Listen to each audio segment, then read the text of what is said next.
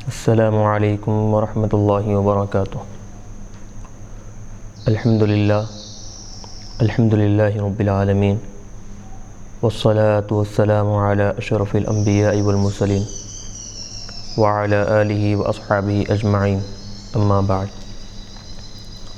محترم و مکرم سامعین، ناظرین و حاضرین کرام، الحمدللہ جامعہ انواریہ کے زیر اہتمام مختلف کتابوں کی آڈیو اور ویڈیو ریکارڈنگ کا سلسلہ جاری ہے۔ تفسیر جلالین جلد دوم کی ریکارڈنگ کا سلسلہ ہم نے شروع کیا تھا۔ پچھلے درس میں الحمدللہ پارے 23 نصف تک ہم نے مکمل طور پر ریکارڈ کیا تھا۔ آج ہم سورہ صاد کا آغاز کر رہے ہیں۔ اللہ تبارک و تعالیٰ سے دعا ہے اللہ تبارک و تعالیٰ ہمارے اس عمل کو اخلاص کے ساتھ جاری رکھنے کی توفیق عطا فرمائے اور اس کے ذریعے سے دین اور دنیا میں کامیابی و کامرانی عطا فرمائے۔ بسم اللہ الرحمن الرحیم۔ سورۃ صاد مکیۃ، سورہ صاد مکیہ ہے۔ وہی 86 آیتاً، اس میں کل 86 یا 88 آیتیں ہیں۔ بسم اللہ الرحمن الرحیم، اللہ کے نام سے شروع جو بڑا مہربان نہایت رحم کرنے والا ہے۔ صاد والقرآن ذی ذکر، اب یہ لفظ صاد چونکہ یہ حروف مقطعات میں سے ہیں تو اللہ اعلم بمرادہ بھی، اس حرف سے اللہ تبارک و تعالیٰ کی کیا مراد ہے اللہ تبارک و تعالیٰ ہی بہتر جانتا ہے۔ والقرآن ذی ذکر، واو قسمیہ ہے، قسم ہے قرآن پاک کی، ذی ذکر جو کہ اب ذکر کے معنی یہاں پر 2-3 بتائے گئے ہیں۔ ایک تو ذکر کے عام معنی جو نصیحت کے آتے ہیں، تو نصیحت والے قرآن کی قسم۔ بیان دوسرے معنی یہاں پر بتا رہے ہیں، تو بیان کا مطلب وضاحت کرنے والا، یعنی احکامات الہی کو کھول کھول کر واضح انداز میں لوگوں کے سامنے رکھنے والا قرآن، یہ دوسرے معنی ہوئے۔ تیسرے معنی الشرف بھی مراد لیں، شرف کا مطلب یہ کہ عظمت والا، بزرگی والا قرآن۔ تو بہرحال یہ تینوں میں سے کوئی بھی ایک لیں قرآن پاک کی صفت، یہ ذکر کے معنی تینوں میں سے کوئی ایک معنی بھی مراد لے سکتے ہیں، تو عظمت والے قرآن کی قسم یا پھر نصیحت کرنے والے قرآن کی قسم، یہ معنی۔ تو بہرحال واو قسمیہ ہوا اور القرآن ذی ذکر یہ قسم ہو گیا۔ وجواب ھذا القسم محذوف، اب جواب قسم کے بارے میں بتا رہے ہیں کہ اس قسم کا جو جواب ہے وہ کیا ہے، محذوف ہے۔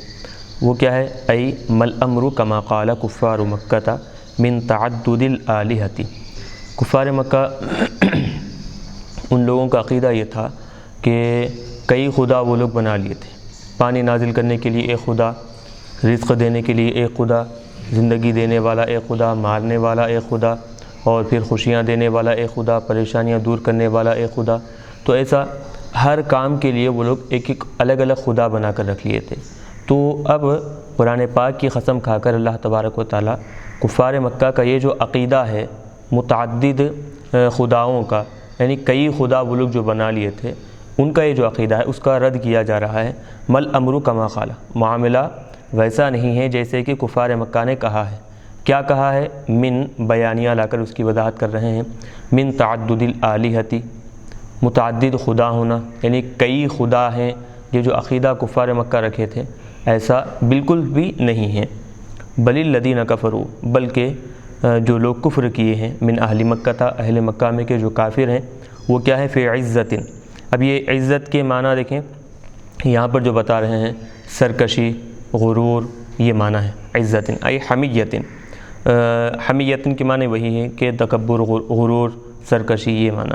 و تکبر عن الایمان، بلکہ یعنی کہ کافروں کا معاملہ یہ ہے کہ کافر حق بات کو قبول کرنے کے بجائے وہ لوگ کیا کیے ہوئے ہیں، کس میں پڑے ہوئے ہیں، سرکشی میں پڑے ہوئے ہیں، اور ایمان لانے سے وہ تکبر کر رہے ہیں، غرور کر رہے ہیں، ایمان لانے سے رکے رہ رہے ہیں۔ وہ شقاقین، اور ساتھ ہی ساتھ کافر اختلاف میں پڑے ہوئے ہیں، شقاق اختلاف میں پڑے ہوئے ہیں، خلاف ہیں۔ وعداوۃ للنبی صلی اللہ علیہ وسلم، حضور پاک علیہ الصلوۃ والسلام سے وہ دشمنی میں پڑے ہوئے ہیں۔ مطلب معاملہ تو یہ تھا کہ اللہ کی یکتائی کو وہ لوگ تسلیم کرتے، اللہ کے ایک ہونے کو مانتے، حضور کی رسالت و نبوت کو مان لیتے، لیکن کافروں کا معاملہ یہ ہوا کہ وہ اللہ کی یکتائی اور پھر حضور پاک علیہ الصلوۃ والسلام کی نبوت و رسالت کو ماننے کی بجائے وہ لوگ کیا کیے، تکبر میں پڑ گئے، ایمان لانے سے پیچھے ہٹ گئے، سرکشی میں مبتلا ہوئے اور حضور پاک علیہ الصلوۃ والسلام سے مخالفت اور دشمنی کرنے لگے۔ اب کلام کو وہی بات تو وہی ہے اور آگے بڑھایا جا رہا ہے کلام کو۔ کم اہلکنا، اب یہ کم جو ہے بتا رہے ہیں خبریہ ہے، کم خبریہ ہے تو لہٰذا معنی کیا ہوں گے؟ کثیر کے معنی ہوں گے۔ تو صاحب جلال بتا رہے ہیں کہ بہت سے لوگوں کو، بہت سے من قبلہم من قرن، بہت سے امتوں کو، قرن امت اصل کہتے ہیں، قرن صدی کو کہا جاتا ہے، 100 سال جو ہے، اس کے بہت سارے معنی آتے ہیں، گائے وغیرہ کے سینگ کو بھی قرن کہا جاتا ہے۔ تو بہرحال قرن سے مراد یہاں پر امت ہے، تو ان کا کفار مکہ سے پہلے بہت سی امتوں کو ہم نے ہلاک کیا ہے۔ امت من الامم الماضیۃ، وہ بھی کیا ہے؟ گزری ہوئی امتوں میں سے یہ بھی ایک امت ہے، یعنی ان سے پہلے جتنی امتیں گزری ہیں، جب وہ امتیں سرکشی کی، کفر کی، ایمان نہ لائیں، تو ہم نے کیا کیا؟ بہت ساری ایسی امتوں کو جو سرکشی کی تھیں ہم نے ہلاک کر دیا ہے۔ فنادو، وہ جو سابقہ امتیں تھیں کہ جن کو ہلاک کر دیا گیا، وہ ہلاکت کے وقت جب ان پر عذاب نازل ہو رہا تھا تو اس وقت وہ فنادو، ندا دینے لگے، پکارنے لگے، حین نزول العذاب بہم، جب ان پر عذاب الہی نازل ہو رہا تھا ان کی سرکشی کی وجہ سے، ایمان نہ لانے کی وجہ سے، اللہ کا عذاب جب ان پر نازل ہو رہا تھا تو وہ لوگ پکار رہے تھے، ندا دے رہے تھے، لیکن ولا تحین مناس، حالانکہ وہ وقت کیا ہے؟ کوئی وہ وقت کہ وہاں سے فرار حاصل کرنے کا وقت نہیں تھا، وہ وہاں سے چھٹکارا حاصل کرنا، وہاں سے بھاگنے کا وہ وقت، یعنی ایسے وقت میں وہ لوگ ندا دیے کہ اب وہاں ان کے لیے کوئی چھٹکارا نہیں ہے، وہاں سے نکل کر بھاگنے کا کوئی راستہ ان کے پاس نہیں ہے۔ چلیے ولا تحین مناس، اب یہ ولا تحین میں یہ جو اللفظ ہے اس کی وضاحت کر رہے ہیں۔ پہلے لا، یہ ما ولا مشابہ بلیسا ہے، ولا تحین میں جو لا ہے وہ ما ولا مشابہ بلیسا ہے، تو صاحب جلالین خود اس کی وضاحت کر رہے ہیں لیسا سے۔ تو لیس الحین، وہ وقت جب عذاب نازل ہو رہا تھا تو وقت حین فرارن، فرار ہونے کا، بھاگنے کا وقت نہیں تھا۔ عذاب جب نازل ہوا تو اللہ تبارک و تعالیٰ کی پکڑ میں آ گیا، تو اب اللہ کی پکڑ سے کون بھاگ سکتا ہے؟ تو وہ جب عذاب ان پر نازل ہو رہا تھا تو وہ وقت فرار ہونے کا وقت نہیں تھا۔ بہرحال لا کے بارے میں بتا دیے کہ یہ کیا ہے؟ مشابہ بلیسا ہے۔ تا کیا ہے؟ جو لمبے تائے مطولہ جو آئی ہے، بتا رہے ہیں والتاء زائدۃ، تا جو ہے یہ زائدہ ہے۔ کیوں لائی گئی ہے یہ؟ لا کے اندر جو نفی کے معنی ہے اس کی مزید تاکید کرنے کے لیے، اس کو مزید مؤکد کرنے کے لیے یہاں پر یہ تا کو لایا گیا ہے۔ والجملۃ حال، یہ پورا جملہ ولا تحین مناس، یہ پورا جملہ جو ہے کیا بن رہا ہے؟ نادو میں جو ہم ضمیر ہے وہ ذوالحال ہوگا اور یہ پورا جملہ کیا ہے؟ حال بن جائے گا۔ والجملۃ حال من فاعل نادو، نادو کا جو فاعل ہے اس سے یہ پورا جملہ حال بن جائے گا۔ مطلب کیا ہے؟ خلاصہ کلام کیا ہے اس آیت کا؟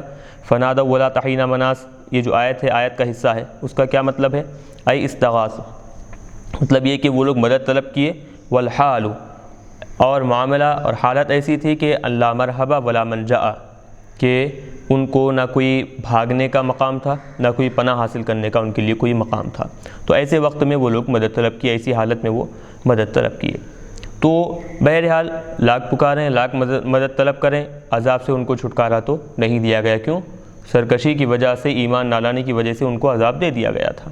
وما اعتبر بہم کفار مکہ، اب بتا رہے ہیں کہ سابقہ امتوں کی ہلاکت کے جو واقعات کفار مکہ کے سامنے بیان کیے جا رہے ہیں، ان واقعات سے یا پھر ہلاک ہونے والے جو لوگ تھے ان سے اور ان کی ہلاکت سے کفار مکہ کیا ہے؟ عبرت حاصل نہیں کیے۔ وما اعتبر بہم، ان سے عبرت حاصل نہیں کیے۔ کفار مکہ تھا، کفار مکہ کہ عذاب جب نازل ہوا تو ان کے پاس اب کوئی چارہ ہی نہیں تھا عذاب کو بھگتنے کے علاوہ، لیکن وہ واقعہ جو ان کے عذاب کا بیان کیا جا رہا ہے، ابھی بھی وقت ہے، کفار مکہ پر عذاب نازل نہیں ہوا، ابھی بھی اگر وہ لوگ سدھر جائیں، سابقہ لوگوں کی ہلاکت کو دیکھ کر اسے عبرت حاصل کر تو وہ لوگ صحیح راستے پر آ سکتے ہیں، عذاب ان سے روک دیا جا سکتا ہے، لیکن ان کے واقعات کو سننے کے باوجود بھی وہ لوگ ان واقعات سے اور ان کی ہلاکت سے عبرت حاصل نہیں کیے۔ وعاجبوا، اور پھر نصیحت حاصل کر صحیح راستے پر آنے کی بجائے وعاجبوا، وہ کفار مکہ تعجب میں پڑ گئے، ان، اس بات سے کہ جاءہم منذر منہم، کہ ان کے پاس انہی میں سے ایک ڈرانے والا آ گیا ہے، تعجب کرنے لگے کہ ان کے پاس انہی میں سے ایک ڈرانے والا، ای رسول من انفسہم، انہی میں سے ایک رسول آ گیا ہے، ینذرہم یخوفہم بالنار بعد البعث، جو مرنے کے بعد دوبارہ اٹھنے کے بعد، یعنی بعث جو مرنے کے بعد دوبارہ اٹھایا جانا ہے، اس وقت عذاب سے وہ کیا ہے لوگوں کو ڈراتے ہیں۔ وہ رسول انہی میں سے آ گئے، اور پھر وہ کیا کرتے ہیں، جو آخرت میں جو آگ کا عذاب ہے اس عذاب سے دنیا میں ہی لوگوں کو ڈراتے ہیں۔ کون ہے وہ نبی صلی اللہ علیہ وسلم، اور وہ حضور پاک علیہ الصلوۃ والسلام کی ذات طیبہ ہے۔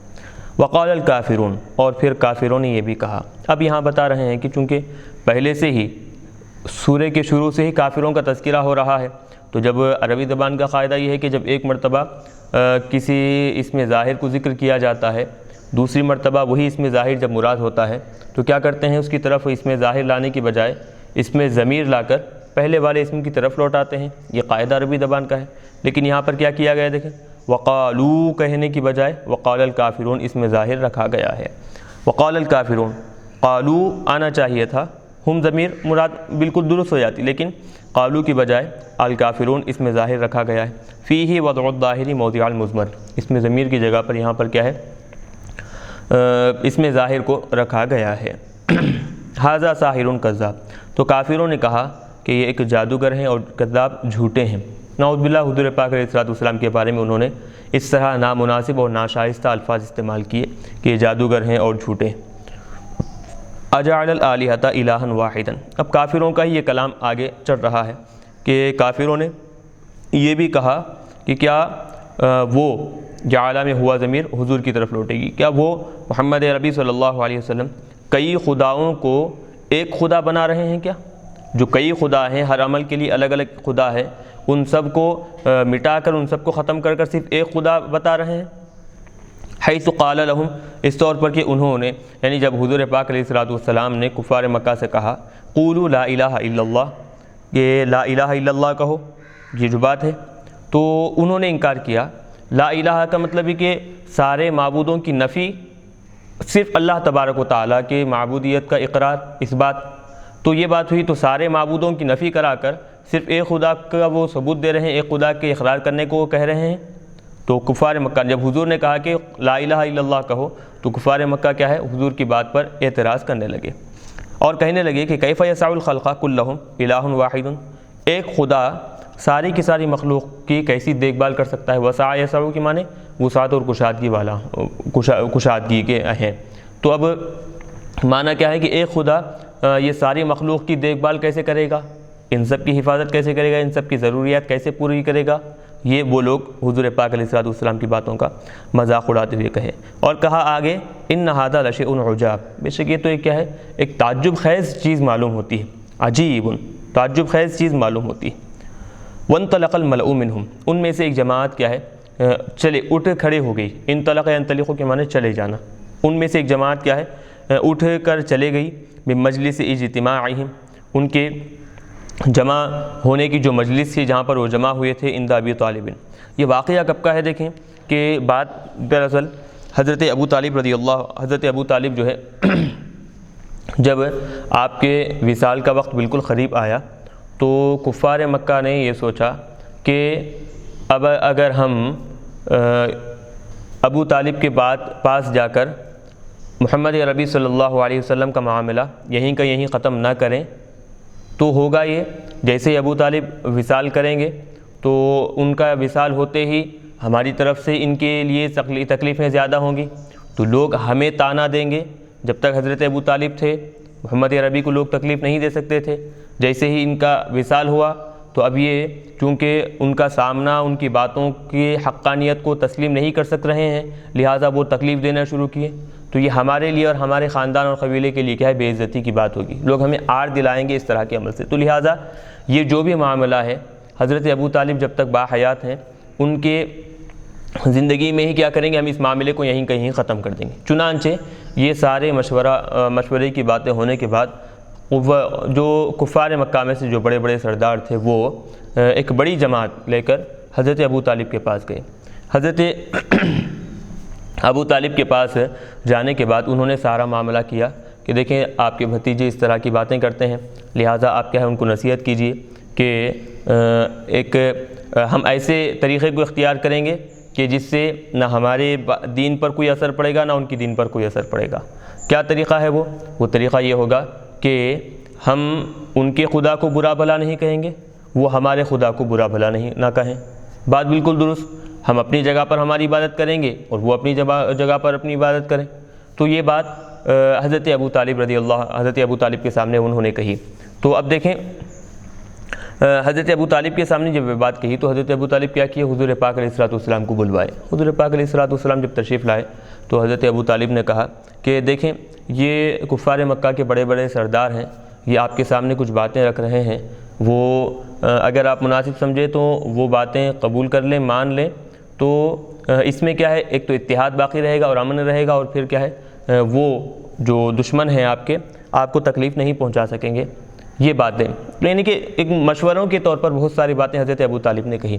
تو حضور پاک علیہ الصلوۃ والسلام یہ ساری باتیں سننے کے بعد کہنے لگے کہ چچا جان، میں صرف ایک بات کا ان سے مطالبہ کرتا ہوں، صرف ایک بات میں ان سے مانگتا ہوں، بلکہ وہ ایک بات کے بدلے میں یہ لوگ جو بھی کہیں گے میں ان کے ماننے کے لیے تیار ہوں۔ صرف ایک بات وہ کیا کریں، وہ مجھ سے کریں، وہ میری ایک بات مان لیں، میں ان کی ساری بات ماننے کے لیے تیار ہوں۔ یہ کوئی بات، وہ ایسی بات ہے کہ اگر وہ لوگ مان لیں گے، عرب میں بھی ان کی حکومت ہوگی اور عرب کے ساتھ ساتھ عجم میں بھی ان کو سردار تسلیم کر لیا جائے گا۔ وہ ایک بات مان لیں بس۔ تو جو بھی وہاں پر کفار مکہ تھے وہ سرداران تھے ایک، تو اب یہ بات انہوں کو بھلی معلوم ہوئی کہ اگر معاملہ ایسا ہے، ہم ایک بات ماننے کے لیے تیار ہیں، بدلے میں تم ہماری 10 باتیں مان لو۔ حضور نے کہا بالکل ہم تسلیم کر لیں گے، مان لیں گے آپ کی بات۔ اور پھر وہ ایک بات اگر تم مان لو گے تو ہوگا کیا، عرب میں تو تمہاری حکومت ہے ہی ہے، سردار ہے تم عرب میں، عجم میں بھی کیا ہے لوگ تمہیں سردار بنا لیں گے، وہاں پر تم کیا ہے ان کے مقتدی بن جاؤ گے۔ تو سب راضی ہو گئے، چلو ہم مان لیتے ہیں ایک بات۔ تو وہ ایک جملہ کیا تھا، حضور پاک علیہ الصلوۃ والسلام نے کہا قولوا لا الہ الا اللہ، تم کہو نہیں ہے کوئی معبود سوائے اللہ کے۔ تو یہ ایک جملہ تم مجھے حوالے کر دو، اللہ کی ایکتائی کو مان لو، بس تم جو کہو گے میں کرنے کے لیے تیار ہو جاؤں گا۔ تو جیسے ہی یہ بات حضور پاک علیہ الصلوۃ والسلام نے کہی، اس وقت فوری طور پر کفار مکہ نے کہا اجعل الآلہۃ الہ واحدہ، کیا محمد عربی صلی اللہ علیہ وسلم کیا کیے ہیں کہ سارے خداؤں کی نفی کر کر ایک خدا کو وہ مان رہے ہیں، ایک خدا کے اقرار کرنے کا حکم دے رہے ہیں۔ تو اب وہ جو حضرت ابو طالب کے پاس مجلس کی شکل میں جو کفار مکہ بیٹھے ہوئے تھے، وہ سب کے سب کیا ہے اٹھے اور اٹھ کر وہاں سے چلے گئے۔ تو اس وقت وہ جو واقعہ پیش آیا تھا، اس واقعے کو ان آیتوں میں یہاں پر ظاہر کیا جا رہا ہے۔ من مجلس اجتماعہم عند ابی طالب، حضرت ابو طالب کے پاس وہ جو اجتماعی شکل میں مجلس میں بیٹھے ہوئے تھے، وسماعہم فیہ من النبی صلی اللہ علیہ وسلم، اور اس مجلس میں حضور پاک علیہ الصلوۃ والسلام کی طرف سے انہوں نے جو سنا، وسماعہم فیہ من النبی، حضور پاک علیہ الصلوۃ والسلام کی طرف سے اس مجلس میں ان کا کفار مکہ نے جو سنا کیا تھا، وہ قولو، حضور نے کہا کہ تم کہو لا الہ الا اللہ۔ جیسے ہی حضور پاک علیہ الصلوۃ والسلام نے یہ کہنے کو کہا تو وہ لوگ اٹھے اور اٹھ کر چلے، اور جاتے جاتے یہ کہہ رہے تھے انمشو، چلو اب یہاں سے، یہاں بیٹھنے کا کوئی فائدہ نہیں ہے، نکلو چلو یہاں سے۔ یقول بعضهم لبعض، ایک دوسرے سے وہ جاتے جاتے کہہ رہے تھے کہ چلو اب یہاں سے امشو، یہاں سے چلو اب، واصبروا علی آلہتکم، اپنے خداؤں پر تم صبر کرو، یعنی اپنے خداؤں کی جو عبادت تم کرتے ہو اس پر تم ثابت قدم رہو۔ ان ھذا المذکور، یہ جو چیز ہے مذکورہ لا الہ الا اللہ، یہ جو بات ہے من التوحید، توحید کے بارے میں، یہی لشیء یراد، ایسی چیز ہے جو ہم سے مطالبہ کیا گیا ہے، جس کا ہم سے مطالبہ کیا گیا ہے، یہ ایسی چیز ہے۔ اور یہ چیز کے معاملے میں دیکھیں ما سمعنا بہذا، اس چیز کے بارے میں فی الملت الآخرہ، ملت آخرہ جو ہے، اس سے پہلے جو ملت یعنی حضور پاک علیہ الصلوۃ والسلام سے پہلے کون، حضرت عیسیٰ علیہ الصلوۃ والسلام کی امت ہے، تو اس طرح کی باتیں ہم نے ملت آخرہ یعنی عیسیٰ علیہ الصلوۃ والسلام کی امت میں کبھی نہیں سنی ہم نے۔ ما سمعنا بہذا فی الملت الآخرہ ای ملت عیسیٰ، حضرت عیسیٰ علیہ الصلوۃ والسلام کی امت میں، آپ کی ملت میں، جو کہ آخر ملت حضور سے پہلے جو تھی وہ بتائی جاتی ہے، تو اس میں ہم نے کبھی اس طرح کی باتیں نہیں سنی۔ ان ھذا الا اختلاق، یہ نہیں ہے مگر کیا ہے، گھڑی ہوئی باتیں۔ اختلاق یختلق، اختلاق کیا ہے، اپنی طرف سے جھوٹی باتیں گھڑنا۔ تو وہ کافر یہ حضور پاک علیہ الصلوۃ والسلام کی باتوں کے بارے میں کہنے لگے کہ یہ حقیقت پر مبنی بات نہیں ہے، بلکہ کیا ہے، جھوٹی باتیں جو گھڑی گئی ہیں، کذب، کھڑی گئی ہیں۔ آگے بتا رہے ہیں اَأُنزِلَ عَلَيْهِ الذِّكْرُ مِن بَيْنِنَا، کہ ہمارے درمیان اتنے بڑے بڑے شرف والے ہیں، مالدار لوگ ہیں، عزت والے لوگ ہیں، ہمارے درمیان اتنے سب بڑے بڑے لوگوں کو چھوڑ کر کیا صرف انہی پر وحی اترتی ہے؟ قرآن پاک صرف ان کو ہی دیا گیا ہے جو نہ عزت کے اعتبار سے، مقام و مرتبے کے اعتبار سے، نہ مالداری کے اعتبار سے، کسی بھی اعتبار سے دیکھیں جو ہم سے بڑھ کر نہیں ہیں؟ تو جب ہم اتنے بڑے بڑے مالدار ہیں، عزت و شرف والے ہیں، سرداران ہیں، تو ہم سب کو چھوڑ کر کیا ان پر وحی اتاری گئی ہے؟ کیا ان کو نبی بنایا گیا ہے؟ یعنی اس طرح کی باتیں کر کر وہ حضور کے نبی ہونے کو اور حضور پر قرآن پاک کے اترنے کا وہ انکار کیا کرتے تھے۔ تو اس کے بارے میں بتا رہے ہیں کہ انزل علیہ، کیا ان پر اتاری گئی ہے، ای اعلیٰ محمد، حضور پاک علیہ الصلوۃ والسلام پر اتاری گئی ہے، ذکر یعنی قرآن پاک، من بیننا ہمارے درمیان، یعنی ہمارے درمیان ہم لوگوں کے علاوہ ذکر قرآن پاک کیا صرف انہی پر اتارا گیا ہے کیا؟ ولیس باکبرنا، اور اس حال میں کہ وہ ہم سے بڑے بھی نہیں ہیں اور نہ ہم سے زیادہ عزت و شرف والے ہیں۔ مطلب یہ کہ اس طرح کی باتیں کر کر وہ جو حمزہ ہے، حمزہ استفہام انکاری ہے، یعنی وہ اس طرح کی باتیں کر کر دراصل انکار کرتے تھے کہ قرآن پاک حضور پر اتارا نہیں گیا ہے، ای لم ینزل علیہ، قرآن آپ پر اتارا نہیں گیا ہے۔ چلیے بات ہوئی۔ اب یہ انزلہ میں جو اختلاف قراءت ہے اس کو بتا رہے ہیں بتحقیق الحمزتین، دونوں حمزوں کی تحقیق کے ساتھ، انزلہ و تسہیل الثانیتی، دوسری قراءت دوسرے حمزے کو مسہل کر کر انزلہ، و ادخال الف بینہما علی الوجہین و ترکہ، اور دونوں صورتوں میں دونوں حمزوں کے درمیان الف کا اضافہ کر کر انزلہ انزلہ، اور اس کو چھوڑ کر بھی پڑھا گیا ہے۔ تو بہرحال چار طریقوں سے اس کو پڑھا، انزلہ کو پڑھا گیا ہے۔ تو بہرحال کفار مکہ کہنے لگے کہ ہمارے درمیان محمد عربی صلی اللہ علیہ وسلم پر قرآن اتارا جاتا ہے کہ جو نہ ہم سے بڑے ہیں مالداری کے اعتبار سے، نہ عزت و شرف کے اعتبار سے ہم سے بڑھ کر ہیں۔ قال تعالی، ان کے اس قول میں ان کے اس قول کا رد کرتے ہوئے اللہ تبارک و تعالیٰ نے کہا، بل ہم فی شک من ذکری، بلکہ حقیقی بات تو یہ ہے کہ وہ میرے ذکر کے بارے میں، میرا ذکر مطلب میری طرف سے جو اتارے جانے والا قرآن ہے، وحی ہے، وحی میری جو وحی ہے میری طرف سے جو اتاری جاتی ہے اس کے بارے میں وہ لوگ شک میں پڑے ہوئے ہیں۔ القرآن یعنی کہ وحی سے مراد قرآن پاک کے بارے میں وہ لوگ شک میں پڑے ہوئے ہیں، حیث کذبوا الجائی بہ، اس طور پر کہ قرآن کو لانے والے جو نبی ہیں ان کو وہ جھٹلا دیے ہیں۔ تو لانے والے نبی کو جھٹلانا گویا لائی ہوئی چیز کو جھٹلانا ہے، تو حضور کو جھٹلا رہے ہیں، تو معلوم ہوا کہ حضور کو جھٹلانے کا مطلب یہ کہ حضور جو قرآن پاک کو لائے ہیں اس کو جھٹلا رہے ہیں۔ تو وہ قرآن حضور اپنی طرف سے بیان نہیں کیے بلکہ وہ میری طرف سے وہی اتاری گئی ہے، تو میری طرف سے جو کتاب آ رہی ہے، اتاری جا رہی ہے، وہ لوگ اس میں کیا ہے، شک میں پڑے ہوئے ہیں۔ تو اس طرح بل اب بتا رہے ہیں کہ بلکہ حقیقی بات تو یہ ہے کہ لما یذوق العذاب، اب تک وہ کیا ہے، عذاب کا مزہ چکے نہیں ہیں۔ وہ کافر جو قرآن کا انکار کر رہے ہیں، حضور کی نبوت اور رسالت کا انکار کر رہے ہیں، وجہ کیا ہے اس کی؟ ان کے گناہوں کی وجہ سے، ان کے انکار کی وجہ سے وہ لوگ اب تک عذاب کا مزہ نہیں چکے ہیں۔ وَلَوْ ذَاقُوهُ، اگر وہ لوگ عذاب کا مزہ چکھ لیتے، عذاب ان کو پہنچ جاتا، لَصَدَّقُوا النَّبِيَّ، تو ضرور حضور پاک علیہ الصلوۃ والسلام کی تصدیق کرتے، حضور کی نبوت اور رسالت کو مان لیتے، فیما جاء بہ، جو حضور پاک علیہ الصلوۃ والسلام لائے ہیں، حضور جو لائے ہیں حضور کی نبوت کو بھی مان لیتے اور حضور جو کتاب لائے ہیں اس کو بھی وہ لوگ مان لیتے۔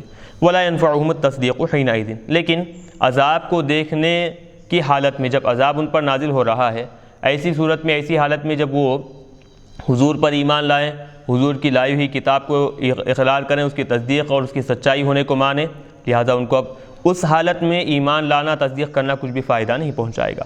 ولا ينفعهم التصدیق حینئذ، اس وقت تصدیق یعنی اللہ رسول کی رسالت کو مان لینا، قرآن پاک کو ماننا ان کو کچھ بھی فائدہ نہیں پہنچائے گا۔ ایک بات ہوگی۔ تو اس سابقہ آیت میں وہ لوگ کیا کیے، حضور پاک علیہ الصلوۃ والسلام کو نبوت کے برابر نہیں سمجھے۔ انہوں نے یہ سمجھا کہ ان کے پاس نہ مالداری ہے، نہ عزت و شرف ہے، نبوت ان کو کیسے حاصل ہو سکتی ہے، وہ نبی کیسے بن سکتے ہیں۔ تو یعنی کہ حضور نبی بننے کے قابل نہیں ہیں، نعوذ باللہ انہوں نے یہ کہا۔ تو ان کے رد میں اللہ تبارک و تعالیٰ نے آیت کریمہ آگے نازل فرمائی ہے، وہ یہ، ام عندہم خزائن رحمت ربک العزیز الوہاب، کیا ان کے پاس، ام عندہم، کیا ان کفار مکہ کے پاس، خزائن رحمت ربک، آپ کا پروردگار، العزیز جو کہ ہر ایک پر غالب آنے والا ہے، الوہاب جو کیا ہے، ہر ایک کو عطا کرنے والا ہے جس کو چاہے، من النبوتی وغیرہ، نبوت جس کو چاہے وہ عطا کرتا ہے، جو بھی نعمت اس کے علاوہ جتنی بھی چیزیں ہیں وہ جس کو دینا چاہتا ہے وہ دیتا ہے۔ تو آپ کا جو پروردگار ہے، جو غالب آنے والا ہے، وہاب ہے، نبوت وغیرہ عطا کرنے والا ہے، تو آپ کے پروردگار کے رحمت کے خزانے جو ہیں ان کافروں کے پاس ہے کیا؟ خزائن رحمت ربک، آپ کے پروردگار کے رحمت کے نعمتوں کے جو خزانے ہیں وہ خزانے یا پھر ان خزانوں کی چابیاں کیا ان کے پاس ہے کافروں کے پاس؟ فیعطونہا من شاء، کہ جس کو وہ چاہ رہے ہیں وہ نبوت، وہ رحمتیں، وہ نعمتیں عطا کر رہے ہیں، فیعطونہا وہ دیتے جا رہے ہیں، عطا کرتے جا رہے ہیں، من شاء جس کو وہ چاہے۔ تو حضور پاک علیہ الصلوۃ والسلام کے بارے میں انہوں نے کہا کہ حضور کی بجائے اگر فلاں قبیلے کا کوئی دوسرا آدمی اگر نبی بنتا، وہ اس کو نبوت عطا کی جاتی تو ہم اس کی نبوت کو مان لیتے، اس کا اقرار کر لیتے، اس طرح کہا۔ تو اللہ تبارک و تعالیٰ نے کہا کہ کیا پروردگار کے جو رحمت کے خزانے ہیں ان کے پاس ہے کیا؟ وہ جس کو بانٹتے، جس کو چاہے نبوت عطا کرتے چلے جا رہے ہیں، جس کو چاہے رحمتیں نعمتیں بانٹتے چلے جا رہے ہیں، اور ہم جس کو نبی بنائے ہیں اس کا اقرار کرنے کا وہ لوگ نام نہیں لیتے۔ تو ڈانٹ کے طور پر اللہ تبارک و تعالیٰ نے ان سے اس طرح کلام کیا ہے۔ ام لہ ملک السماوات والارض، یا پھر ان زمینوں اور آسمانوں میں، وما بینہما اور ان زمینوں اور آسمانوں کے درمیان ان کی بادشاہت ہے کیا؟ وہ بادشاہت کے بلبوتے پر ان زعموا ذالک، اگر وہ گمان کر رہے ہیں کہ حضور نبی بننے کے قابل نہیں ہے، نعوذ باللہ حضور کے بجائے دوسرے نبی بننے کے قابل ہیں، اگر واقعی وہ گمان کر رہے ہیں اس طرح کی باتیں اور ان کو زمین اور آسمانوں کی بادشاہت ان کے ہاتھ میں ہے، ان کے قبضے میں ہے، فلیرتقوا فی الاسباب، جو چاہیے کہ وہ لوگ اسباب کے ذریعے سے چڑھیں۔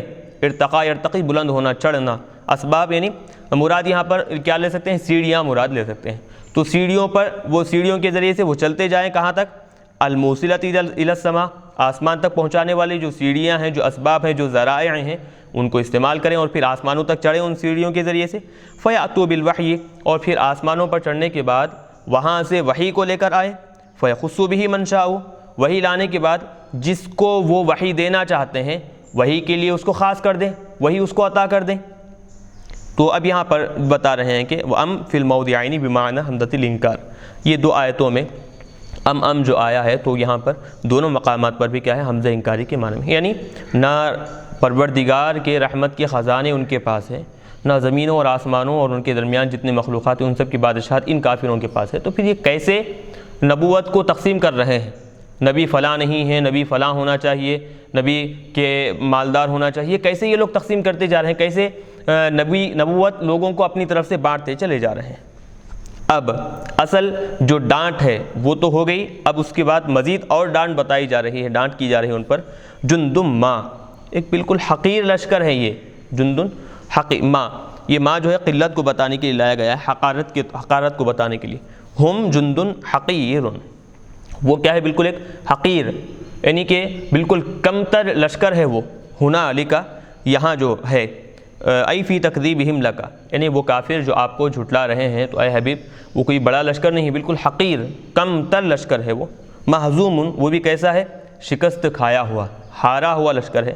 اب یہ محزوم بتا رہے ہیں کہ جندن کی صفت ہے یہ۔ من الاحزاب، اب یہ من الاحزاب یہ بھی کیا ہے؟ صفت جندن ایضاً، یہ بھی کیا ہے؟ جندن کی صفت ہوگی، یعنی جو پہلے احزاب سے لیں گے، جو کئی جماعتوں میں سے ایک ہاری ہوئی جماعت کا مختصر لشکر ہے، وہ مختصر لشکر ہے، وہ ہاری ہوئی جماعت، یعنی کئی جماعتیں جو صحیح باتوں کی مخالفت کی ہیں، اسلام کے تعلیمات کی مخالفت کرنے کے لیے جو پہلے کئی جماعتیں گزر چکی ہیں، وہ کئی جماعتوں میں سے یہ بھی کیا ہے؟ ایک کئی جماعتوں کے مقابلے میں یہ بالکل ایک چھوٹی سی مختصر جماعت ہے، بالکل بے وقعت جماعت ہے، حقیر جماعت ہے یہ۔ ای من جنس الاحزاب، یعنی انہی جماعتوں کی جنس سے، المتحدبین علی الانبیاء قبلک، انبیاء آپ سے پہلے جتنے انبیاء گزرے ہیں، انبیاء کی مخالفت میں جتنی جماعتیں آئی تھیں، وہ ساری کی ساری جماعتوں میں ان کے مقابلے میں یہ جو آپ کے مقابلے میں کفار مکہ آ رہے ہیں، ان کی جماعت بالکل مختصر ہے، بالکل حقیر ہے۔ کیوں؟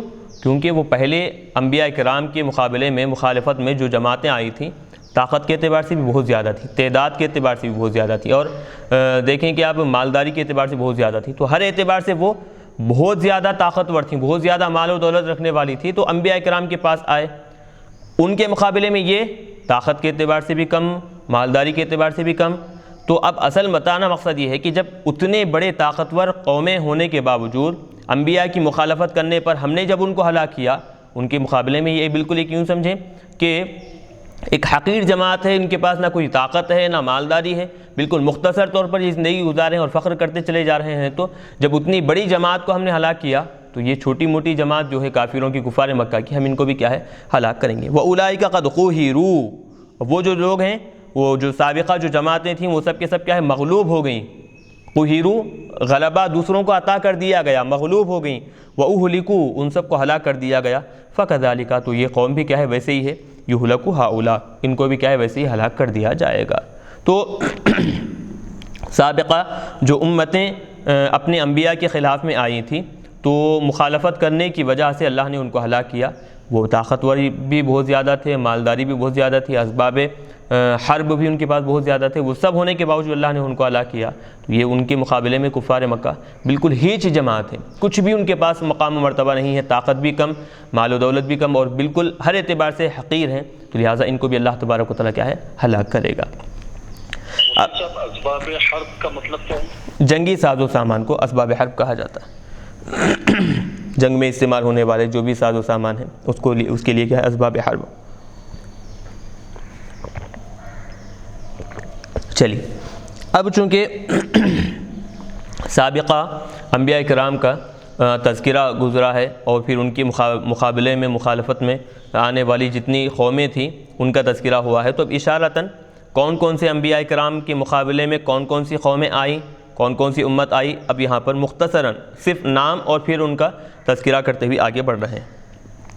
کذبت، میرا ایک چھوٹا سا سوال اس میں یہ ہے جی کہ جیسا کہ حضور اکرم صلی اللہ علیہ وآلہ وسلم سے کی بارگاہ میں جو ہے حضرت ابو طالب کے ذریعے یہ کفار و مشرکین نے جو ہے جی مشرکان مکہ یہ پیشکش رکھی تھی جی کہ آپ اپنے دین اسلام پر عمل کیجئے اور ہم اپنے مذہب پر عمل کریں گے، جی اس شرط پہ ہم آپ کے ساتھ مفاہمت مصالحت کرنے کے لیے تیار ہیں۔ جی تو اب یہ آیت مبارکہ کا حکم یا ناسخ ہے یا منسوخ ہے، ایک مسئلہ یہ ہو گیا۔ دوسرا میں شرعی حکم یہ جاننا چاہتا ہوں کہ جیسا بعض مسلم ممالک میں غیر مسلموں کو جو ہے ان کو مندر وغیرہ بنانے کی ان کو اجازت دی جا رہی ہے، یعنی جو بھی غیر مسلم ہیں، جو بھی کافر ہیں، ان کو اپنے عقائد کے اعتبار سے عبادت کرنے کی اجازت دی جا رہی ہے، اور یہ جو ان کو اجازت دینا ہے، تو پھر قرآن مجید کے اس آیت مبارکہ کے حکم میں جو واقعہ آپ سنا رہے ہیں قرآن سے، تو یہ اس کے خلاف میں آ رہا۔ جو مسلم ممالک میں جو حکمران جو کر رہے ہیں غیر مسلموں کو ان کے لاکھوں خداؤں کی جو ہے نا عبادت کرنے کا موقع دے رہے ہیں، ان کے مندر بنانے کا موقع دے رہے ہیں، تو یہ کہاں تک شرعی اعتبار سے صحیح ہے؟ کیا اسلام میں اس کی اجازت مل سکتی ہے کہ غیر مسلموں کو بھی جو ہے ان کی عبادت اور ان کے لاکھوں خداؤں کی عبادت پرستی مندریں وغیرہ بنانے کی، چرچ وغیرہ بنانے کی اجازت اسلام فراہم کرتا ہے کفار و مشرکین کے لیے؟ اس بارے میں شریعت میں کیا حکم ہے؟ چلیے دیکھیں، بات دراصل یہ ہے کہ مقاموں کے اعتبار سے، مقامات کے اعتبار سے شرعی احکام کیا ہے بدلتے چلے جاتے ہیں۔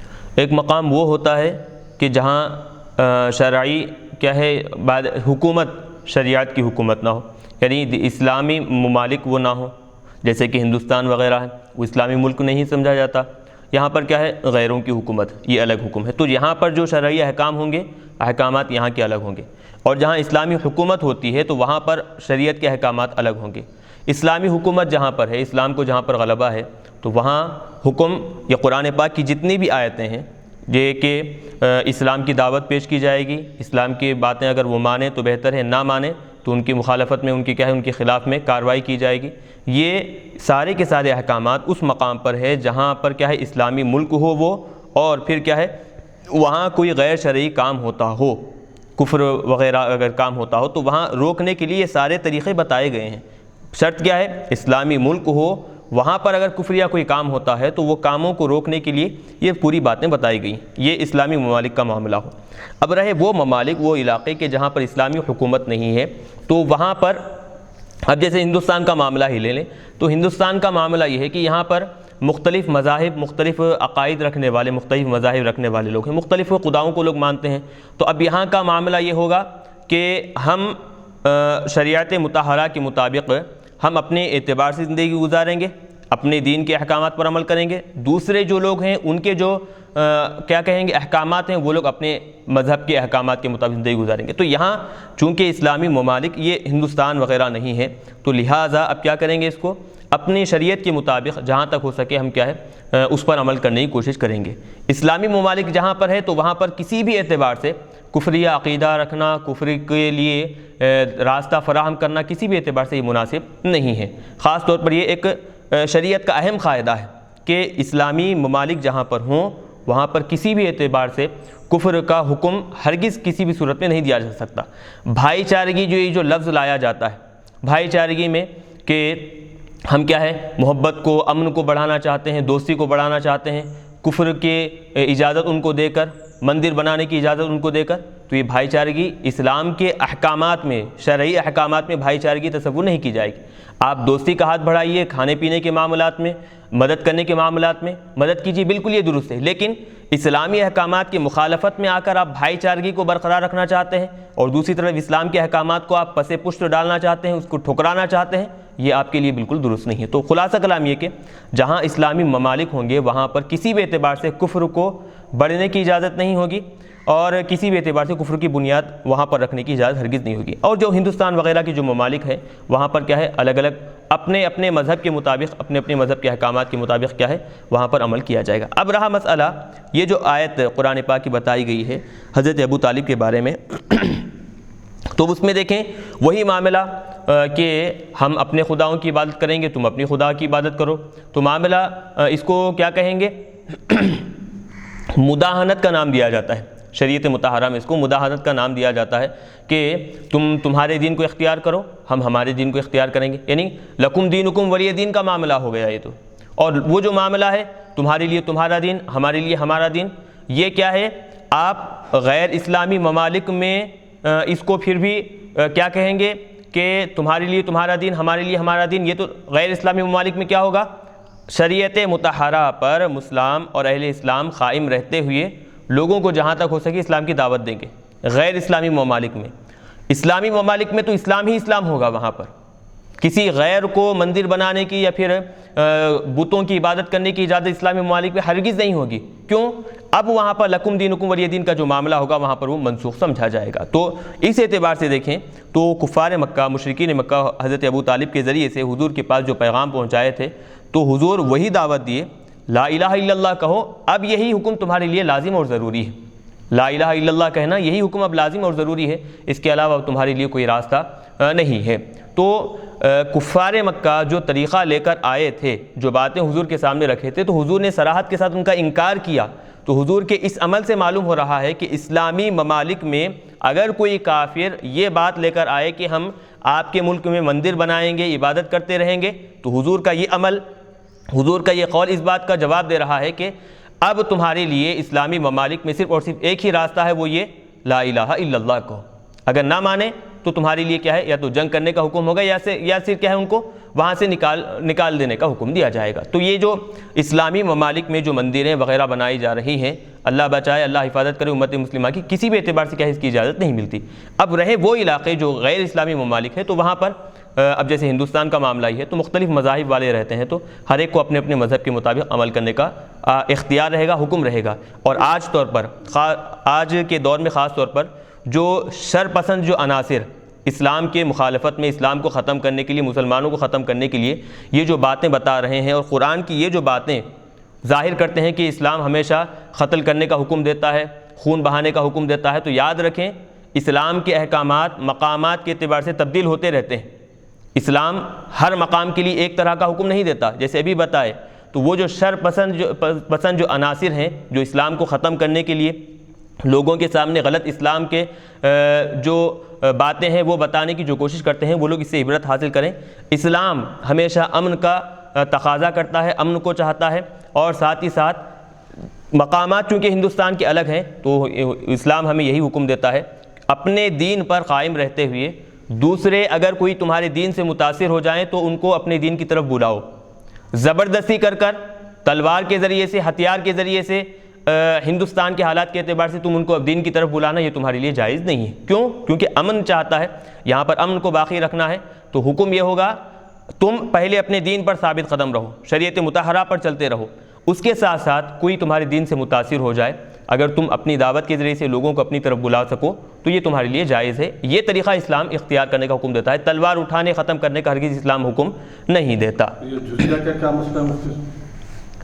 جزیہ، ہاں، اسلامی ممالک میں چونکہ معاملہ یہ ہے کہ اسلامی ممالک میں اگر کوئی غیر مسلم آدمی رہتا ہے تو اس کے لیے حکم یہ دیا گیا ہے کہ غیر مسلم کے مال کی حفاظت کے لیے، اس کے جان کی حفاظت کے لیے کہ کوئی دوسرا اس کو نقصان نہ پہنچائے، اس کے مال کی حفاظت کے لیے کیا ہے، اسلام کی طرف سے کچھ روپیہ مقرر کر دیا گیا، کچھ رقم مقرر کر دی گئی ہے، وہ رقم ادا کر دیں۔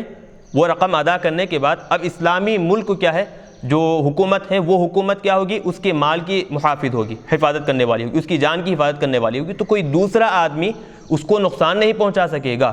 تو وہاں پر رہنے کے لیے، اس کی جان کی، اس کی مال کی حفاظت کے لیے کیا ہے، کچھ ٹیکس، کچھ جزیہ یعنی کہ مقرر کر دیا جاتا ہے۔ تو یہ کوئی غیر معمولی بات نہیں ہے، یہ کوئی کیا غیر مفہوم بات نہیں ہے۔ اب یہاں پر خاص طور پر اب دیکھیں کہ ہندوستان کا معاملہ بھی لے لیں، ہندوستان میں مختلف مالدار لوگ ہیں جو ٹیکس ادا کرتے ہیں، تو ٹیکس جو ادا کیا جاتا ہے وہ کیوں ادا کرتے ہیں ٹیکس؟ تو حکومت کی مدد کے لیے استعمال کرتے ہیں، ادا کرتے ہیں، تاکہ مال کے ذریعے سے حکومت کی مدد ہو، اور جب جو دوسروں کو ضرورت پڑے تو حکومت کیا ہے، اس مال کے ذریعے سے دوسروں کی مدد کرے۔ تو ہندوستان میں بھی کیا ہے، یہ ٹیکس وغیرہ مالدار لوگ ادا کرتے ہیں نا۔ تو جیسے یہ اپنے مال کا کچھ حصہ حکومت کو ادا کرتے ہیں، کیوں؟ اس کے ذریعے سے حکومت کی امداد ہو، اور پھر اس کے ذریعے حکومت کے ذریعے سے کیا ہے، غریبوں کی مدد ہو۔ تو وہی معاملہ وہاں پر کیا ہے، الگ طریقے سے اختیار کرتے ہیں۔ کفار کے لیے مقرر کیا جاتا ہے کہ ان کی جان اور مال کی حفاظت کے لیے کیا ہے، ٹیکس مقرر کر دیا جاتا ہے۔ تو جیسے وہ ٹیکس ادا کریں، وہ حکومت کیا ہے، اب اس کے جان کی اور پھر مال کی حفاظت اس کی کر لی جاتی ہے۔ تو بہرحال جزیہ ایک اسلام کا حکم ہے۔ اسلامی ممالک میں جہاں پر غیر مسلم اگر رہنا چاہتے ہیں تو ان کے لیے حکم ہے کہ وہ کیا ہے، جزیہ ٹیکس ادا کریں، اور پھر اس کے بعد جو غیر اسلامی ممالک ہے تو وہاں پر یہ حکم نہیں رہیں گی، چونکہ وہاں پر مختلف مذاہب کے لوگ رہتے ہیں، تو ان کے لیے یہ وہاں جزیہ وغیرہ کا حکم نہیں لگے گا۔ یاد رکھیں کہ یہ بات جو ابھی میں نے بتائی کہ جزیہ کے بارے میں، یہ شر پسند جو عناصر ہے اسلام کی مخالفت میں آنے والے، وہ لوگ خاص طور پر یہ بات بڑے شذ و مت کے ساتھ لوگوں کے سامنے پھیلاتے ہیں کہ اسلامی ملک میں کافر کو رہنے کے لیے پیسے دینا پڑتا ہے، اور پھر کافروں کے ملک میں مسلمانوں کو رہنے کے لیے پیسے دینے کی ضرورت نہیں ہے۔ تو یاد رکھیں کہ ہر ایک مذہب کے اپنے اپنے عقائد ہوتے ہیں، ہر ایک مذہب کے اپنے اپنے کیا ہے، احکامات ہوتے ہیں، تو وہ مذہب اپنے احکامات کے مطابق آگے بڑھے گا۔ تو آپ اگر یوں ہی بات تسلیم کریں اسلام میں جزیہ دینے کا حکم ہے، کافروں کے پاس جزیہ دینے کا حکم نہیں ہے، تو بہت ساری ایسی باتیں ہیں جو اسلام میں کرنے کا حکم ہے، کافروں کے پاس کرنے کا حکم نہیں ہے، تو اب اس کے بارے میں کیا کہیں گے؟ تو بات یہی ہے، ہر مذہب کے کچھ اپنے اپنے قواعد ہوا کرتے ہیں، اپنے اپنے احکامات ہوا کرتے ہیں، تو وہ سارے کے سارے مذہب کے ماننے والے جو ہیں ان احکامات کے مطابق اور پھر ان کے قواعد کے مطابق نہیں گزارتے ہیں۔ تو ایک مذہب کے احکامات دوسرے مذہب کے ماننے والوں پر عمل کرنے کے لیے تھوپا نہیں جائے گا۔ ایک مذہب کے جو احکامات ہیں وہ مذہب کے احکامات کو دوسرے مذہب کے ماننے والوں پر تھوپا نہیں جائے گا۔ جیسے کہ یہاں پر جو ہندوستان کے جو احوال ہیں وہاں پر زبردستی طور پر شر پسند جو عناصر ہیں وہ لوگ اس طرح کا کرنے کی ناپاک کوشش کیا کرتے ہیں۔ تو بہرحال تو یہ ایک الگ بحث ہے، انشاءاللہ تفصیلی گفتگو ہم کبھی موقع ملا تو ہم اس پر گفتگو کریں گے، بیان کریں گے۔ تو بہرحال یہ جو بات ہے کہ اب کے دور میں بھی اگر کوئی آدمی مسلمانوں کے پاس آ کر کہے کہ تم ہمارے خداؤں کو برا بھلا مت کہو، ہم تمہارے خداؤں کو برا بھلا نہیں کہیں گے، تو کیا اب کے دور میں اس طرح کا عمل جائز ہے کیا؟ تو جواب خود حدیث میں ہے کہ حضور پاک علیہ الصلوۃ والسلام سے کفار مکہ نے یہی کہا، تو حضور نے کہا کہ ایسا نہیں ہے، لا الہ الا اللہ، یہ بات کہو، یہ تمہارے لیے بہتر ہے، تو دنیا میں بھی تمہارے لیے بھلائی والا عمل ہے یہ، اور آخرت میں بھی تمہارے لیے کیا ہے، فائدہ پہنچانے والا عمل ہے۔ چلیے، تو بات چل رہی تھی کہ پہلے والے امتوں پر جتنے امتیں جیسے اپنے اپنے انبیاء کرام کے خلاف میں کیسے آئیں، وہ کون کون ہیں، اب یہاں سے مختصر تذکرہ ہو رہا ہے۔ کذبت قبلہم قوم نوح، ان سے پہلے نوح علیہ الصلوۃ والسلام کی قوم کیا ہے، نوح علیہ الصلوۃ والسلام کو جھٹلائی۔ تو اب یہ کذبت جو مؤنث لائے ہیں بتا رہے ہیں، قوم کو یہاں پر معنوی اعتبار سے امت کے معنی میں یا پھر جماعتن کے معنی میں لیں گے، تو امتن بھی مؤنث ہے اور جماعتن بھی مؤنث ہے۔ تو قومن اگرچہ لفظ مفرد ہے، یہ مذکر ہے، لیکن معنوی اعتبار سے اس کے اندر امتن جماعتن مؤنث کے معنی ہے، تو اسی لیے کذبت کو کیا ہے، مؤنث لایا گیا ہے۔ تانیث قوم باعتبار المعنی، قوم کو یہ جو مؤنث لایا گیا ہے، قوم کو مؤنث لانا مطلب قوم کی وجہ سے کذبت کو مؤنث لانا، یہ کیا ہے؟ باعتبار المعنی، قوم کے معنوی اعتبار سے اس کو اس طرح ذکر کیا گیا ہے۔ تو بہرحال معنی کیا ہوئے؟ قوم نوح نے ان سے پہلے، کفار مکہ سے پہلے قوم نوح نے حضرت نوح علیہ السلام کو جھٹلایا، وعاد اور قوم عاد نے بھی جھٹلایا، وہ فرعون، اور پھر فرعون جو ذو الاوتاد یعنی میخوں والا جو فرعون ہے وہ بھی کیا کیا؟ جھٹلایا۔ میخوں والا فرعون کا مطلب یہ کہ اب بتا رہے ہیں کہ یہ فرعون کو میخوں والا کیوں کہا جاتا ہے؟ اس کی وجہ ایک یہ ہے کہ فرعون جب بھی کسی آدمی کو سزا دینا ہوتا، جب بھی کسی آدمی کو سزا دینا چاہتا تو وہ کیا کرتا تھا کہ 4 میخیں وہ مار دیا کرتا تھا، 2 ہاتھ کے پاس 2 پیر کے پاس مار کر وہ کیا ہے؟ ہاتھ کو رسیوں سے باندھ کر وہ میخوں میں ٹوپ دیا کرتا تھا، یعنی کہ یوں سمجھیں کہ 4 میخوں میں آدمی کو دیوار پر لٹکا دینا، اس طرح کا ایک عمل۔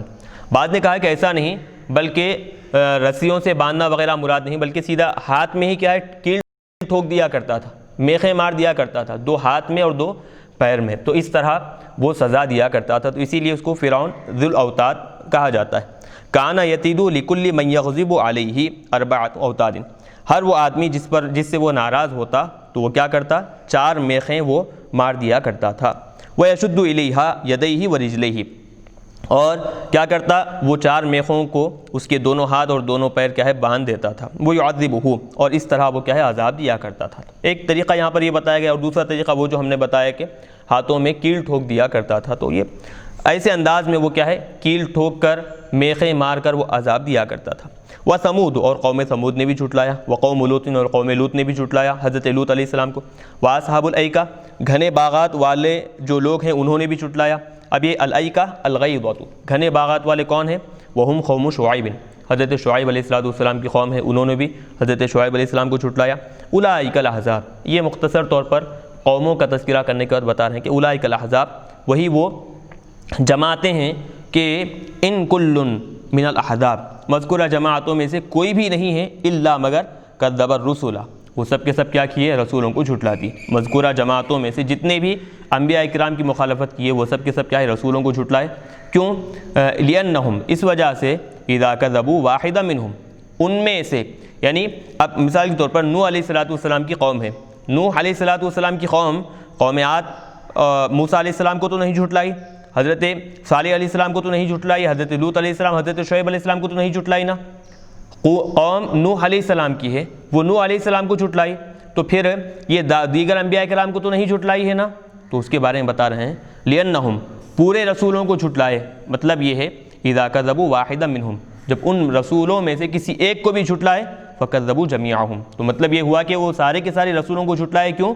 لِأَنَّ دَعْوَتَهُمْ وَاحِدَةٌ، کیونکہ ان کی دعوت جو ہے وہ سب کی سب دعوت، سب کا سب پیغام کیا ہے؟ ایک تھا، وہ کیا ہے؟ وہی دعوت التوحید، توحید کی وہ دعوت تھی، توحید کا وہ پیغام تھا، تو توحید کی باتیں پہنچانے میں وہ سب کے سب کیا ہے؟ بالکل متفق تھے، سب ایک جیسے تھے، تو لہٰذا جب سب متفق تھے، سب ایک جیسے تھے، تو ان میں سے کسی ایک کا انکار کرنا سارے نبیوں اور رسولوں کا انکار کرنا سمجھا جائے گا۔ تو ویسے ہی تو سابقہ جتنے بھی امتیں گزری ہیں، اگرچہ وہ ایک رسول کو، ایک نبی کو جھٹلائے ہوں، ہوگا کیا؟ سارے رسولوں کو جھٹلانے والے سمجھے جائیں گے۔ کیوں؟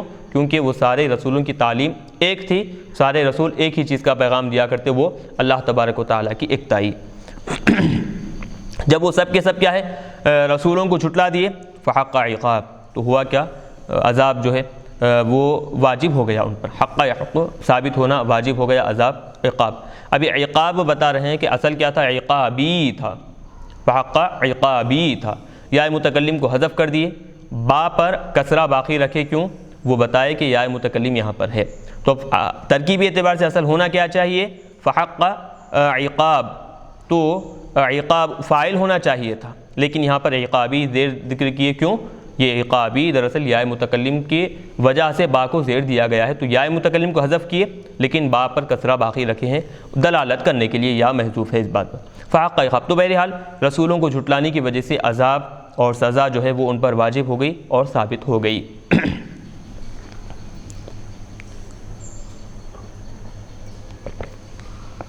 آگے بتا رہے ہیں وما ينظر هؤلاء، اور یہ کفار مکہ انتظار نہیں کر رہے ہیں مگر کس چیز کا انتظار کر رہے ہیں؟ صیحۃ واحدۃ، صرف اور صرف ایک چیخ کا انتظار کر رہے ہیں، یعنی ہی نفقۃ القیامہ، قیامت کے قائم ہونے کا جو نفقہ ہوگا، یعنی کہ سور جو پھونکا جائے گا قیامت قائم کرنے کے لیے، تو وہ ایک چیخ کا بس یہ کفار مکہ انتظار کر رہے ہیں۔ تحل بہم العذاب، تو ہوگا کیا؟ اس دن عذاب ان پر احل یحل حلال منی اتر جائے گا، قیامت کے دن کیا ہے ان پر عذاب اتر جائے گا۔ تو بس وہ اب کسی اور چیز کا انتظار نہیں کر رہے ہیں بلکہ صرف اور صرف عذاب الہی کا، قیامت کے قائم ہونے کا، اور پہلی مرتبہ جو سور پھونکا جائے گا یا پھر دوسری مرتبہ جو سور پھونکا جائے گا مرنے کے بعد دوبارہ اٹھانے کے لیے، تو اس سور کا انتظار کر رہے ہیں۔ جب وہ دوسری مرتبہ سور پھونکا جائے گا ما لہا من فواق، تو اب اس کے بعد اب ان کو فواق، اس کے معنی آتے ہیں فواق افوقۃ، فا کے زبر کے ساتھ، فا کے پیش کے ساتھ، بفتح الفاء و ضمها، رجوع یعنی لوٹنا۔ تو اب جب عذاب ان پر نازل ہوگا، اتر جائے گا، تو اب وہاں عذاب سے لوٹنا ان کے لیے اب کوئی راستہ لوٹنے کا نہیں ہوگا، ما لہا من فواق، لوٹنے کا ان کے لیے کوئی راستہ نہیں ہوگا، بفتح الفاء و ضمها رجوع۔ تو مطلب یہ کہ اب وہ کافر اپنے عذاب کا انتظار کر رہے ہیں، جب عذاب ان پر نازل ہوگا تو اب وہ عذاب سے بچنے کا، بچ کر نکل کر جانے کا یا پھر لوٹنے کا ان کے پاس کوئی راستہ نہیں ہوگا۔ چلیے آگے بتا رہے ہیں کہ جب یہ آیت کریمہ نازل ہوئی فاما من اوتی کتابہ بیمینی، کہ اب رہے وہ لوگ کہ جیسے قرآن پاک میں مختلف مقامات پر بتایا گیا ہے کہ جو نیک وکار لوگ ہوں گے نامہ اعمال ان کے سیدھے ہاتھ میں دیا جائے گا، اور جو بدکار گنہگار اور ساتھ ہی ساتھ کافر جو لوگ ہوں گے ان کے بائیں ہاتھ میں نامہ اعمال ان کے دیے جائیں گے۔ تو جب یہ آیت نازل ہوئی فاما من اوتی کتابہ بیمینی، اب رہے وہ لوگ جو ان کے نامہ اعمال ان کے سیدھے ہاتھ میں دیا جائے گا، جب یہ آیت نازل ہوئی تو قالو، وہ کافروں نے، کفار مکہ نے کہا ربنا عجل لنا قطنا، کہ اے ہمارے پروردگار ہمارے لیے جو قطن کہتے ہیں حصے کو، جو ہمارے لیے جو حصہ ہے، کتاب اعمالنا، ہمارے نامہ اعمال جو ہیں وہ کیا کر تو ہم کو فوری طور پر عطا کر دے، عجل لنا جلدی ہم کو دے دے، فوری طور پر ہم کو عطا کر دے۔ کب؟ قبل یوم الحساب، حساب و کتاب کے دن سے پہلے، یعنی قیامت کے دن سے پہلے تو ہم کو کیا کر فوری طور پر ہم کو ہمارے نامہ اعمال کا حصہ یا پھر ہمارے عذاب کا جو حصہ ہے تو فوری طور پر ہم کو عطا کر دے۔ قالوا ذالک استہزاء، یہ کیا ہے وہ لوگ، یہ جو طریقہ، یہ جو حکم اسلام نے دیا تھا کہ سیدھے ہاتھ میں نامہ اعمال نیک لوگوں کو دیا جائے گا اور برے جو لوگ ہیں جو کافر ہیں ان کو بائیں ہاتھ میں دیا جائے گا، تو اس کا مذاق اڑاتے ہوئے انہوں نے اس طرح کہا کہ واقعی اگر ہم کو بائیں ہاتھ میں دیا جائے گا اور ہم کو ہمارے کرتوتوں کی سزا دی جائے گی تو قیامت کا انتظار کیوں؟ قیامت سے پہلے ہم کو ہمارے کرتوتوں کی، ہمارے کاموں کی سزا دے دی جائے۔ تو وہ مذاق اڑاتے ہوئے اس طرح کا وہ مطالبہ کرنے لگے۔ قال تعالی، تو ان کے اس مذاق کے بعد اللہ تبارک و تعالی نے حضور پاک علیہ الصلوۃ والسلام کو تسلی دیتے ہوئے بیان فرمایا کہ اصبر علی ما یقولون، اے حبیب صلی اللہ علیہ وسلم، وہ کافر جو جو باتیں کہتے جاتے ہیں آپ کے احکامات کے مقابلے میں، وہ جو جو حیلے تلاش کرتے جاتے ہیں، مذاق اڑاتے ہیں، تو آپ ان کی باتوں پر کیا ہے صبر کیجئے۔ وذکر، یاد کرو، عبدنا، ہمارے بندے کو، حضرت داؤد علیہ السلام کو یاد کرو، ذل العید، جو کہ کیا ہے بالکل طاقت اور قوت والے تھے، القوت فی العبادہ، عبادت کرنے میں بہت زیادہ قوی ترین تھے، تو ان کے تذکرے کو آپ کیجئے، یاد کیجئے۔ کان یصوم یومن، تو حضرت داؤد علیہ السلام کا معاملہ کیا تھا، عبادت کرنے میں اللہ نے آپ کو کیسی قوت عطا کی تھی، کیسی طاقت بخشی تھی، اس کے بارے میں بتا رہے ہیں کہ کان یصوم یومن، حضرت داؤد علیہ السلام کیا ہے ایک دن روزہ رکھا کرتے، وہ یفطر یومن، ایک دن کیا ہے روزہ چھوڑ دیتے تھے، یعنی کہ ایک دن اور ایک دن روزہ رکھا کرتے تھے۔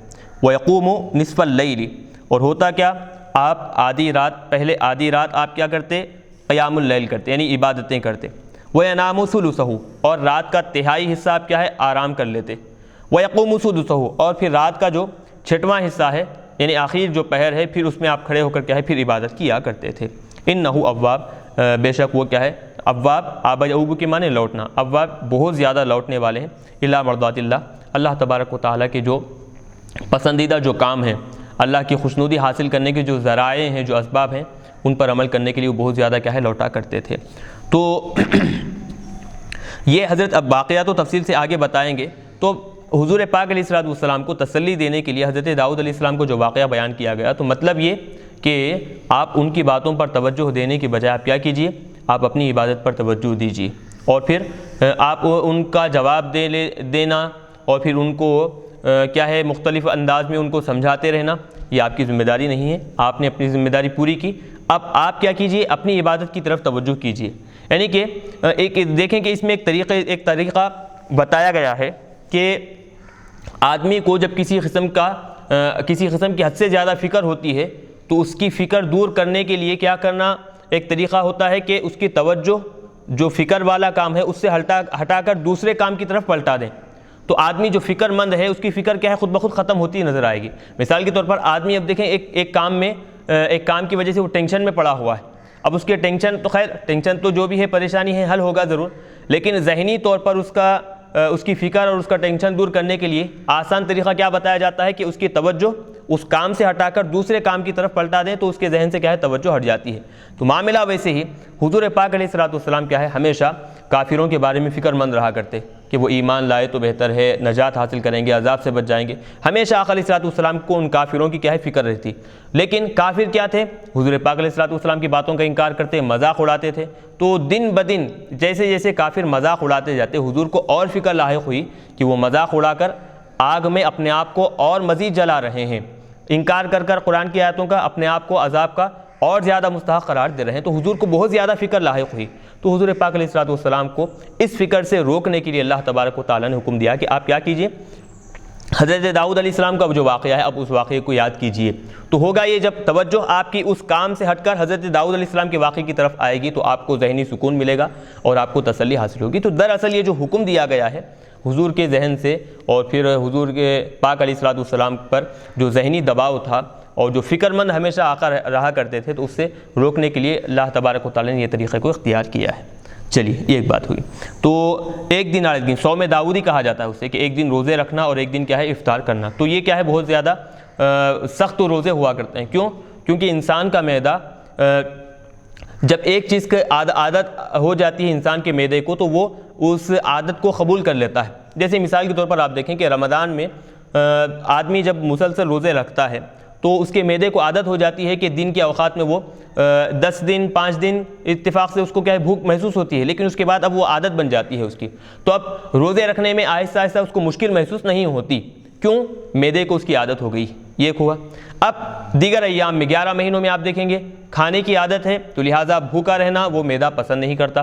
تو جب معدے کو کسی چیز کی عادت ہو جاتی ہے تو اب وہ عادت کے مطابق کیا ہے آگے بڑھنا شروع ہو جاتا ہے۔ تو بھوکے رہنے کی عادت ہے تو بھوک برداشت کرتا ہے، اور پھر کھانے کی عادت ہے تو کھانے کے علاوہ کوئی اور چیز برداشت نہیں کرتا۔ لیکن صوم داؤدی کا معاملہ یہ ہے، ایک دن روزہ رکھنا، ایک دن کیا ہے روزہ چھوڑ دینا، اس میں معدے پر بہت زیادہ اثر پڑتا ہے، بہت زیادہ تکلیف کا سامنا کرنا پڑتا ہے معدے کو، کہ ایک دن معدے کی عادت نہیں بن جاتی کہ کھانا ہو، ہر دن کھاتے رہیں، ہر دن روزہ رکھتے رہیں، کوئی ایک عادت نہیں بنتی، بلکہ ایک دن کھانا ہوتا ہے، ایک دن کھانا چھوڑ دینا ہوتا ہے۔ تو اس سے کیا ہے بہت زیادہ شدت والا روزہ یہ ہوا کرتا ہے، تو اسی لیے کیا ہے بہت سخت ترین روزوں میں صوم داؤدی کو شمار کیا جاتا ہے۔ اب یہ آدھی رات قیام اللیل کرنا، اس کا مطلب آسان انداز میں سمجھیں کہ اگر لو بالفرض یوں سمجھیں کہ رات اگر 9 گھنٹوں کی رات ہے، تو 9 گھنٹوں کی رات اگر ہے تو حضرت داؤد علیہ السلام کیا کرتے کہ آدھی رات یعنی کہ 4.5 گھنٹے جو ہے عبادت کرتے۔ 4.5 گھنٹے عبادت کرنے کے بعد اب وہ آدھی رات کا جو تہائی حصہ ہوتا ہے، آدھی رات کا تہائی حصہ کیا ہوں گے؟ 3 گھنٹے ہوں گے۔ تو پھر 4.5 گھنٹے عبادت کرنے کے بعد 3 گھنٹے آپ کیا کیے؟ آرام کیے۔ تو 4.5 اور 3 گھنٹے کتنے ہو جائیں گے؟ وہ 7.5 ہو جائیں گے۔ پھر اس کا 6واں حصہ، 9 گھنٹوں کا 6واں حصہ کیا ہوتا ہے؟ 1.5 گھنٹہ ہوا کرتا ہے۔ تو جو 6واں حصہ ہے آپ وہ پھر دوبارہ 6واں حصہ اٹھ کر جو ہے سدس اللیل جسے کہا جاتا ہے، رات کا 6واں حصہ ہے وہ اٹھ کر آپ پھر قیام کیا کرتے، عبادت کیا کرتے۔ تو اس انداز میں کیا ہے آسانی سے، ایک تو یہی نہیں بلکہ ہم سمجھانے کے لیے آپ کو یہ بات بتائے ہیں، تو ایسے آپ راتوں کے وقت میں قیام اللیل کیا کرتے تھے، صوم داؤدی اور پھر یہ قیام اللیل کا معاملہ یہ۔ چلیے اور ایک چیز اسی تسلسل کو آگے بڑھا رہے ہیں اور بتا رہے ہیں کہ انا سخرنا الجبال معه، بے شک ہم نے کیا کیا حضرت داؤد علیہ السلام کے ساتھ پہاڑوں کو ہم نے مسخر کر دیا، یسبحن بتسبیحہ، حضرت داؤد علیہ السلام کے ساتھ کیا ہے تو وہ تسبیح بیان کیا کرتے تھے، تسبیح کرتے، ذکر و اذکار میں مصروف ہوتے، بالعشی صبح کے وقت میں، بالعشی یعنی کہ شام کے اوقات میں، وقت صلاۃ العشاء یعنی نماز کے اوقات ہیں اس وقت میں، والاشراق اشراق یعنی صبح، وقت صلاۃ الضحیٰ جو صبح کی نماز جو ہے ضحیٰ جو نماز ہے اس کے وقت میں وہ کیا کرتے، حضرت داؤد علیہ السلام کے ساتھ تسبیح بیان کیا کرتے تھے۔ وہ ہوا ان تشرق الشمس ویتناہ، اور وہ کب وہ ہے اشراق کا، یہ صلاۃ الضحیٰ کا وقت کون سا ہے تو بتا رہے ہیں وہ وقت ہوتا ہے کہ جب سورج طلوع ہو جائے اور اس کی روشنی پوری اپنی انتہا کو پہنچ جائے، یعنی بہت زیادہ سورج کا اچھی طرح روشن ہو جانا جسے کہتے ہیں، وہ وقت یہاں پر مراد ہوگا۔ وَيَتَنَاهَا ضَوْءُهَا، اس کی روشنی کیا ہے اپنی انتہا کو پہنچ جائے، یعنی بہت زیادہ گرم ہو جائے، گرمی محسوس ہونے لگے، روشنی ہو جائے۔ تو بہرحال ہم نے کیا ہے پہاڑوں کو مسخر کر دیا، وہ پہاڑ حضرت داؤد علیہ السلام کے ساتھ شام کے اوقات میں، دن کے اوقات میں کیا ہے وہ ذکر اور تسبیح کیا کرتے تھے۔ وَسَخَّرْنَا الطَّيْرَ مَحْشُورًا، اور ہم نے کیا ہے پرندوں کو جمع ہونے کے لیے مسخر کر دیا، مقرر کر دیا ہم نے، محشورا ای مجموعۃ الیہ، آپ کے پاس جمع ہونا، تسبح معہ، وہ پرندے بھی کیا کرتے آپ کے پاس جمع ہوتے اور آپ کے ساتھ ذکر و اذکار کرتے، تسبیح کیا کرتے تھے۔ کلن، وہ سب کے سب، یعنی من الجبال والطیر، پرندے ہو پہاڑ وغیرہ ہو، وہ سب کے سب کیا ہے لہو اواب، ان کی طرف یعنی حضرت داؤد علیہ السلام کے پاس وہ کیا ہے لوٹنے والے، رجاع الی طاعتہ بالتسبیح، تسبیح اور تحلیل کے ذریعے سے، ذکر و اذکار کے ذریعے سے حضرت داؤد علیہ السلام کی اطاعت و فرما برداری کرنے کی طرف وہ بار بار لوٹ کر آتے، یعنی جب بھی آپ حکم دیتے پہاڑوں کو تو وہ پہاڑ فوری طور پر ذکر و اذکار میں مصروف ہو جاتے، آپ کے ساتھ آ جاتے، پرندوں کو حکم دیتے تو فوری طور پر وہ آپ کے ساتھ ذکر کرنے کے لیے جمع ہو جایا کرتے تھے۔